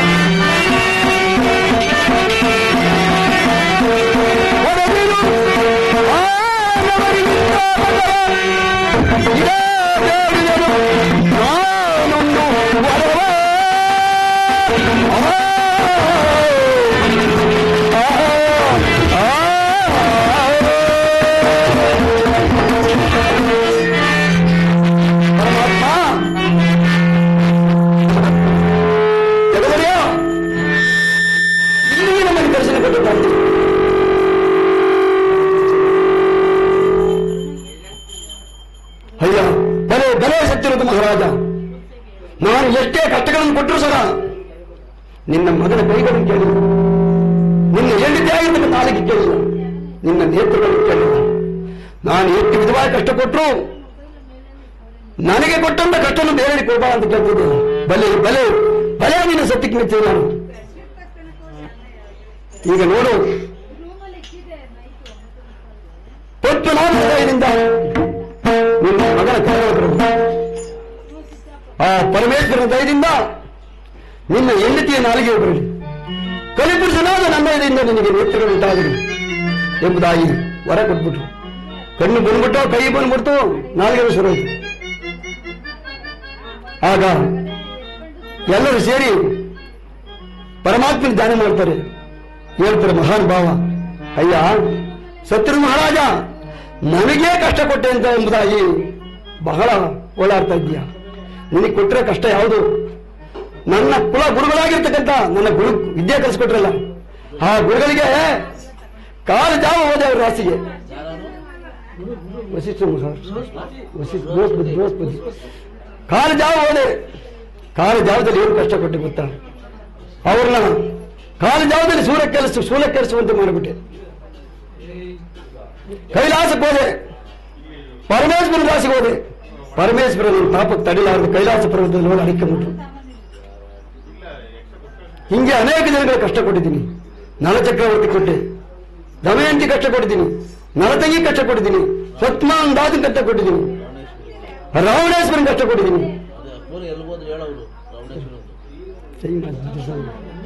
ಸುಮ್ಕಿರು, ಅವೆಲ್ಲ ಹೇಳ್ತೀನಿ ಸ್ವಾಮಿ, ಅರ್ಥ ಹೇಳಿದ್ರೆ ಏನು ಕಡಿಮೆ ಇಲ್ಲ, ಇನ್ನೂ ಬೇಕಾದ್ರೆ ಎಷ್ಟು ಹೇಳ್ಬೇಕು ಹೇಳ್ತಿಲ್ಲ, ಪೂರನೇ ಸೈ ಮಾಡಿ ಸುಮ್ಮನೆ ಹಾಕ್ಬೇಕು ಅಂತೀಯ. ನೋಡಿ, ಈ ರೀತಿಯಾಗಿ ಅನೇಕ ಜನಕ್ಕೆ ಕಷ್ಟ ಕೊಟ್ಟಿದ್ದೀನಿ. ಕೊನೆಗೆ ಅವರ ಸತ್ಯವನ್ನು ಪರೀಕ್ಷಿಸಿ ಅವರಿಗೆ ವರವನ್ನು ಕೊಟ್ಟು ಕಾಪಾಡಿದ್ದೇನಪ್ಪ. ಅಪ್ಪ, ನೀವು ಸಹ ನಿನ್ನ ಸತ್ಯವು ಸೂರ್ಯ ಚಂದ್ರಗಳಿರುವವರೆಗೂ ಅಜಮಜರಾಗಿರಲಿ, ಎಲ್ಲ ಕೊಂಡಾಡಲಿ ನಿನ್ನ ಸತ್ಯನೇ ಎಂಬುದಾಗಿ ಇವರಿಗೆ ವರವನ್ನು ಕೊಟ್ಟು, ಸೂರ್ಯಸೇನ ಮಹಾರಾಜ, ಇವರೇ ನಿನ್ನ ಸಹೋದರಿಯಾಗಿರ್ತಕ್ಕಂಥ ತಂಗಿ ಮತ್ತು ನಿನ್ನ ಭಾವ. ನೋಡು, ಈತನು ಛತ್ರ, ನಿನ್ನ ತಂಗಿ ಮಗ. ಈತನಿಗೆ ನಿನ್ನ ಮಗಳನ್ನು ಕೊಟ್ಟು ಲಗ್ನ ಮಾಡಿ ರಾಜ್ಯ ಪಟ್ಟಾಭಿಷೇಕವನ್ನು ಕೊಟ್ಟು, ಸತ್ಯರದ ಮಹಾರಾಜ, ನೀನು ನಿನ್ನ ರಾಜಕೀಯ ಹೋಗು. ನಿನ್ನಿಂದ ಆ ದುಷ್ಟಕೇತು ರಾಜ್ಯವನ್ನು ಅಪಹರಿಸಿದ್ದಾನೆ. ಆತನನ್ನು ಜಯಿಸಿ, ನನ್ನ ಆಶೀರ್ವಾದದಿಂದ ಆತನನ್ನು ಜಯಿಸಿ ನಿನ್ನ ರಾಜ್ಯಭಾರವನ್ನು ಸುಖವಾಗಿ ಮಾಡು. ನಿನ್ನ ರಾಜ್ಯದಲ್ಲಿ ಯಾರು ಭಯ ಭಕ್ತಿ ನಯ ವಿನಯದಿಂದ ಅವರು ಪೂಜೆ ಮಾಡ್ತಾರೋ ಅವ್ರನ್ನ ನಾನು ನೇರವಂತೆ ಕಾಡ. ನಿನ್ನ ರಾಜ್ಯದಲ್ಲಿ ನಂದೊಂದು ಮಂದಿರವನ್ನು ಕಟ್ಟಿಸಿ, ಕೂದಲೆ ಹಾಲಾಯಿಯಿಂದ ನನ್ನ ಪ್ರತಿಮೆಯನ್ನು ಮಾಡಿಸಿ, ಪುಷ್ಪಾಂಡ ಬಲ ಅಂದರೆ ಕುಂಬಳಕಾಯಿ ನಿಟ್ಟು ಭಯ ಭಕ್ತಿ ನಯ ವಿನಯದಿಂದ ನನಗೆ ಯಾರು ಪೂಜೆ ಮಾಡ್ತಾರೋ ಅಂತವರ ರಾಶಿಲಿ ನಾನು 7ನೇ ಮನೆಯಲ್ಲಿದ್ರು ಅಂತವರು ಕಾಡಲ್ಲ. ನಾನು ಯಾರು ನನ್ನ ಕಥಾಭಾಗವನ್ನು ಕೇಳಲು ನಿರೀಕ್ಷಿಸ್ತಾರೋ, ಉಲ್ಲಂಘನೆ ಮಾಡ್ತಾರೋ, ಆಲಸ್ಯ ಮಾಡ್ತಾರೋ ಅಂತವರ ರಾಶಿಗೆ ಎಲ್ಲ ಇದ್ರು ಬಿಡಲ್ಲ. ನಾನು ಕಾಡಲ್ಲಿ ಬಿಡಲ್ಲ. ಅವ್ರನ್ನ ಕಾಡಿಸಿ ಅವರಲ್ಲಿ ಇರ್ತಕ್ಕಂಥ ದುರ್ಬುದ್ಧಿನ ಕಳಿಸಿ ಒಳ್ಳೆ ಸನ್ಮಾರ್ಗ ತರತಕ್ಕ ನಾನು ಬಿಡಲ್ಲ ಎಂಬುದಾಗಿ ಹೇಳಿ, ಜಗದಲ್ಲೇನಾಗಿರ್ತಕ್ಕಂಥ ಕಲಿಪುರುಷನಾದರೂ ಸತ್ಯವ್ರತ ಮಹಾರಾಜ, ಇನ್ನು ನನ್ನ ತಂದೆಯಾದ ಸೂರ್ಯದೇವರು ಉದಯಿಸುವ ಟೈಮ್ ಆಯಿತು, ನನಗಿನ್ನು ವೇಳೆ ಆಯಿತು. ನಾನಿನ್ನು ನನ್ನ ನಿಜವಾದ ತಾರಾಮಂಡಲಕ್ಕೆ ಹೋಗ್ತಾ ಇದ್ದೀನಿ. ನಿಮ್ಮೆಲ್ಲರಿಗೂ ಶುಭವಾಗಲಿ ಎಂಬುದಾಗಿ ಹಾರೈಸಿ ಮಹಾನ್ ಭಾವನಾಗಿರ್ತಕ್ಕಂಥ ಸತ್ಯವ್ರತ ಮಹಾರಾಜರಾದರು ತನ್ನ ನಿಜ ಸ್ಥಾನಕ್ಕೆ ಹೋಗ್ಬಿಟ್ಟಿದ್ದಾರೆ. ಈ ಕಡೆ ಏನಾಗಿದೆಯಪ್ಪ ಅಂದ್ರೆ, ಈ ಕಾಳಿಕಾವನದಲ್ಲಿ ಯಾವ ಬ್ರಹ್ಮಮಾಂಸ ಪುತ್ರರಾಗಿರ್ತಕ್ಕಂಥ ನಾರದ ಮಹಾತ್ಮರು ಧರ್ಮರಾಯನ ಕಥೆ ಹೇಳಿದ್ದಾರೆ. ಆ ಧರ್ಮರಾಯನ ಸಹ ಆನಂದ ಭರಿತನಾಗಿ ಅವರೂ ಸಹ ಜಗದೊಡೆಯನಾಗಿರ್ತಕ್ಕಂಥ ಕಲಿಪುರುಷನಾಗಿರ್ತಕ್ಕಂಥ ಕಾಕವಾದನಾಗಿರ್ತಕ್ಕಂಥ ಸೂರ್ಯಕುಮಾರನಾಗಿರ್ತಕ್ಕಂಥ ಆ ಛಾಯಾದೇವಿ ಗರ್ಭ ಸಂಧಾತನಾಗಿರ್ತಕ್ಕಂಥ ಆ ಪರಮಾತ್ಮನಿಗೆ ಮಂಗಳವನ್ನು ಪಾಡ್ತಾ ಇದ್ದಾರೆ ನೋಡಿ ಅವರು.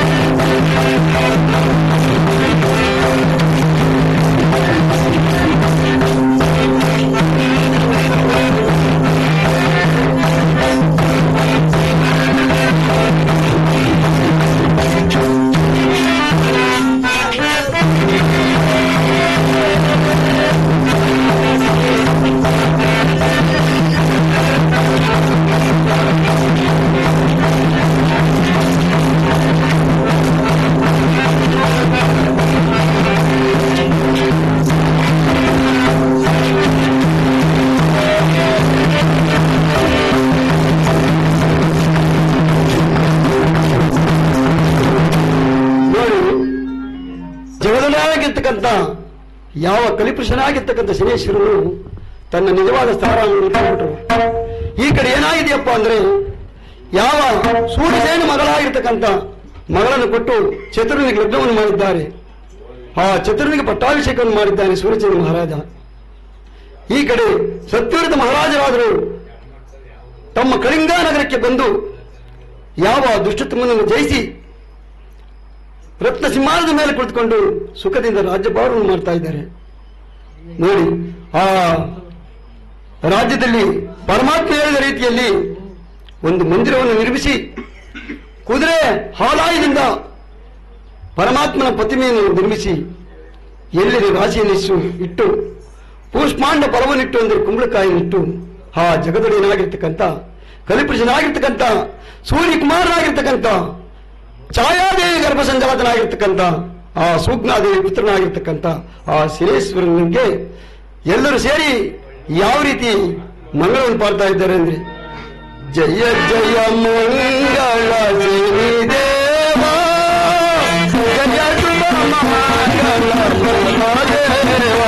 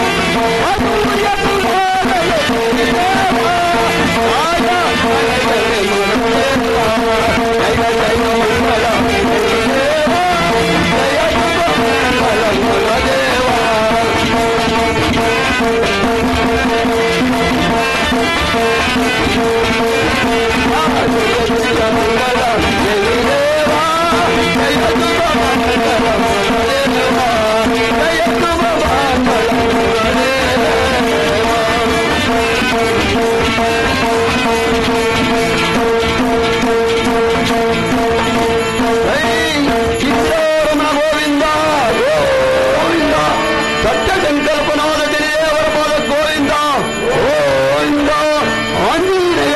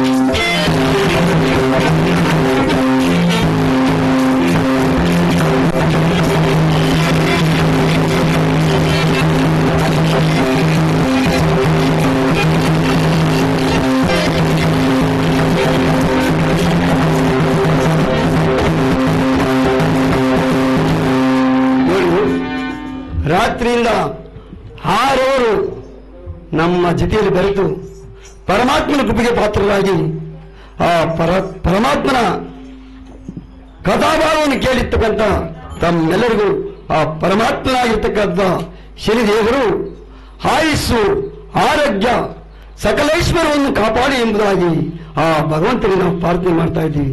ಅದೇ ರೀತಿಯಾಗಿ ಈ ದಿವಸ ರಾಜ ಸತ್ಯವ್ರತ ಅಥವಾ ಶನಿ ಪ್ರಭಾವ ಎಂಬತಕ್ಕಂಥ ಪೌರಾಣಿಕ ಕಥಾಭಾಗವನ್ನು ಏರ್ಪಡಿಸಿ ಕಥೆಯನ್ನು ಸ್ವತಃ ನಾನೇ ಮಾಡಿದ್ದರಿಂದ ನಾನು ಅಲ್ಪ ವಿದ್ಯೆನು ಅಂದ್ರೆ ವಿದ್ಯೆ ಗೊತ್ತಿಲ್ಲ ನನಗೆ.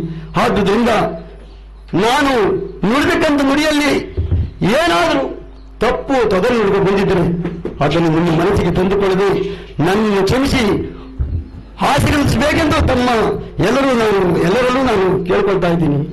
ಅಲ್ಲದೆ ಈ ಕಥಾಭಾಗವನ್ನು ಯಾರು ಕೇಳ್ತಾರೋ ಅಂಥವರಿಗೆಲ್ಲ ಆ ಪರಮಾತ್ಮ ಸಕಲೇಶ್ವರವನ್ನು ಕೊಡಲಿ ಎಂದು ಮತ್ತೊಮ್ಮೆ ಮಗದೊಮ್ಮೆ ಆ ಪರಮಾತ್ಮೆಗೆ ವಂದಿಸುತ್ತಾ ಕೇಳ್ಕೊಂತೀನಿ.